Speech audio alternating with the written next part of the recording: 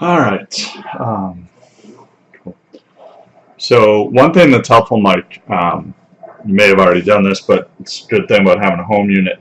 If you go into just glory mode and pick a course like Sandy, nice open fairway on hole one, and just pick whatever clubs and balls you're going to be using, and just try out various curves. So do a full A, full one, see where it goes. Do a half A, full one, full A, half one, and just mulligan in between each one. It can be really helpful to just see the different curves.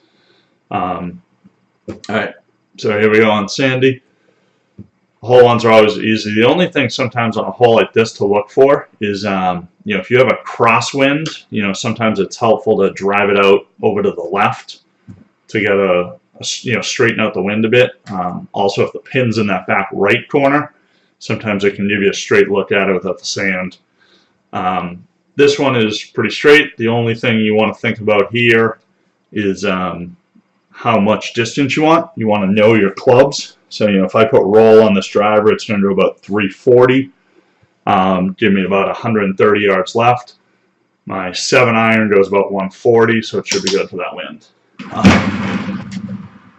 Sometimes, though, if you don't think through that, you can get kind of stuck between clubs. So here you go, 7-iron with the wind.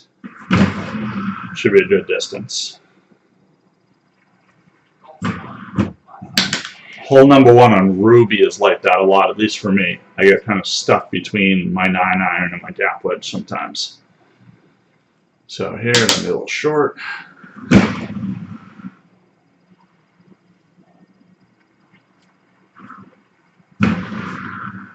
Nothing much to these holes. At hole 3, I usually drive straight out there, past the trees, and then have an approach. The other option on this hole is if you come over here, this little bump out there, it's normally a 5 or a 6 wood right into the hole. So with this wind, even 6 wood will clear that tree. Funny. I should have hit it a little harder. But here we can look at our first chip. So I either chip with a 9-iron or my hybrid. This 10 yards is pretty short for the hybrid, especially with a bit of rough in front of me. So I'm going to go with the 9-iron. I will tell you right now, I'm not a great chipper. So things like that happen. And I wind up hitting par on the hole instead of eagle. But yeah, I'll have better chips as it goes along, but it happens to the best of us. So this hole, from this tee box, you normally need a curve. From the other 2 tee boxes, you can go over. So I'm going to go with a 5 wood, put a little backspin on it, and so it's kind of in between a click. What you'll find is a full A1 will generally get you about 1 camera click. So in this one, I'm going to go kind of, a little more than half A. So I'm kind of pulling back to here. And then I'm going to hit out about the same on the 1. See how that works. And of course I get stuck in it again. So I'm going to put bite on for my chip. Pull it back and nice and soft. And again, going over the rough with those is, I find chipping with the hybrids works better when you're kind of right on the green, and it can just run the whole way if you have to skip over something first. At least for me, it makes it tougher with those. Okay, this hole all depends on this setup. It's best to lay up in this area. On the ones where they give you a 6 wood off the tee, you can normally reach that second kind of fat part of the green. But from back here, a well-hit driver reaches fine. I'm going to put bite on it because there's plenty of room there.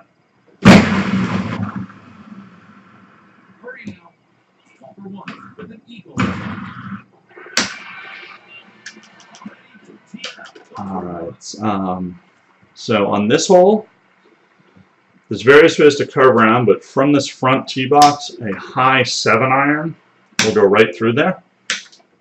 From the back box, a high 9-wood will go right over the trees. So right here, I'm just going to put backspin on it. I'm just going to push it a little right and let the wind help me right through that hole. Take out the putter. Golfer 1 with an eagle putt. That made it here. Hole 8, pretty straightforward. I do not have my normal clubs for this, but it's all right. I think he's got enough. Golfer 1, this left. Now the tee shot of golfer 1. All right, this hole, most of the time, you're just going to drive it out to this island. Occasionally, if the tee is in the very front part of the green, I'll use I'll lay up to here. But even from here, you're still using the driver to the very front of that green. So on a back tee, you generally want to just shoot right over here. And then you have about probably a 5-wood into that pin. Golfer 1. So it's nice and soft. Probably you should have used bite, but that's fine. Over golfer 1. One thing that you may or may not have realized with 100 games, with bite and backspin, the harder you hit the shot, the more they work. So if you put bite on it and kind of just easily roll the ball, it'll kind of slow it down, but the ball will still probably roll forward when it lands. If you bite on a shot and you slam it, it's probably going to actually move backwards.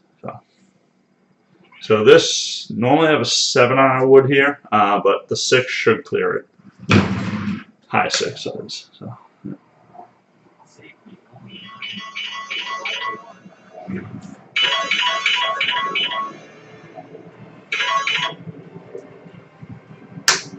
What that was. That last hole, hole 10, from the back tee box, you can actually go through the trees on the right with either a 6 or 7 wood, depending on the look you have. It's a little tricky to get sometimes, but if you're buried all the way back there, they're actually just still away at the green. So. That spot in the rough is a pretty popular layup spot on 11. Just takes out trying to land it on the island. Takes the water out of play. There's very few times you can't reach the island, so it's pretty safe. Come back. Nope. All right.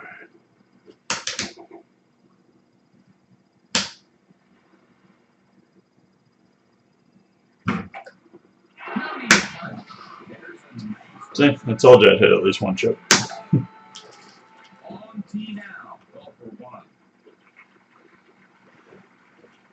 So this is a pretty straightforward look. Sometimes you'll see people curve it in this way, just because it gives them the fat part of the green to land on and pull it in, but this is a pretty straight wind, so hopefully that'll work. That's on you. Golfer 1 on the green. Ready to tee off. It's golfer 1. Same thing here. This hole, you just want to lay up between these two islands. There is another island to the right, but most time you just want to go here.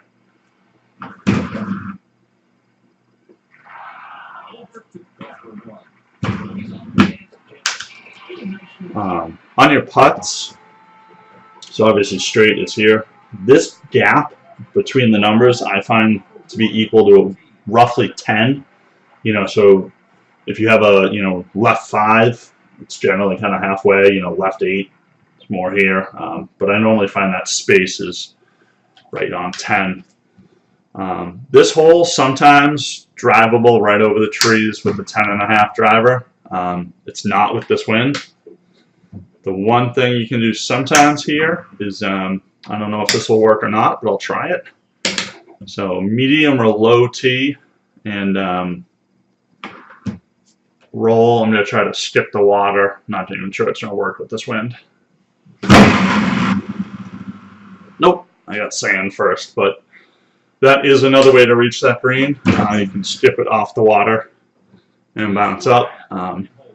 It's probably something you don't need to try at this point. C putting, not sure if you do that, but anything more than 5 down, if you pull the ball back to C instead of straight, it kind of slows the putt down, prevents it from rolling over a lot. So, all right, a shot like this, when you have a pretty tight green and a crosswind, one way is to push it out into the wind, but another way to do it, which a lot of people use, is if you pull back to say here with this wind, and then hit straight, the ball's gonna kind of try to curve into the wind and essentially fly straight. Or not, it should have. I'm not sure what I did there. I'll have to check the video, but so like on this, you know, down 8, so I'm gonna pull to C and then putt. Of course, miss it, but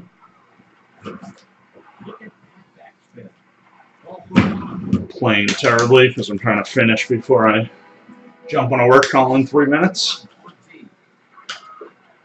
This is a pretty straightforward look. One thing I'll say about this hole, sometimes if the pin's over here, depending on the wind, you can put a high 6-wood right over these trees.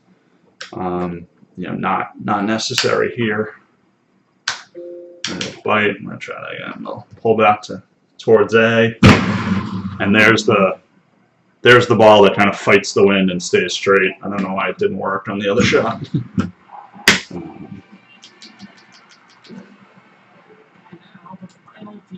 And then on 18, so pretty straight look at it. Basically, you want to use this tee box that no one ever gets as a reference, and just kind of lay up in front of it. So with the wind, I'm going to go here, get over. I didn't quite get over enough, but that'll line you up through the trees. Just give it a little curve to hopefully get over and not make it. And then so 6 yards, I'm going to go 9, just nice and smooth. Kind of keep it in. So pretty ugly round from my point of view, but that's how I approach the holes.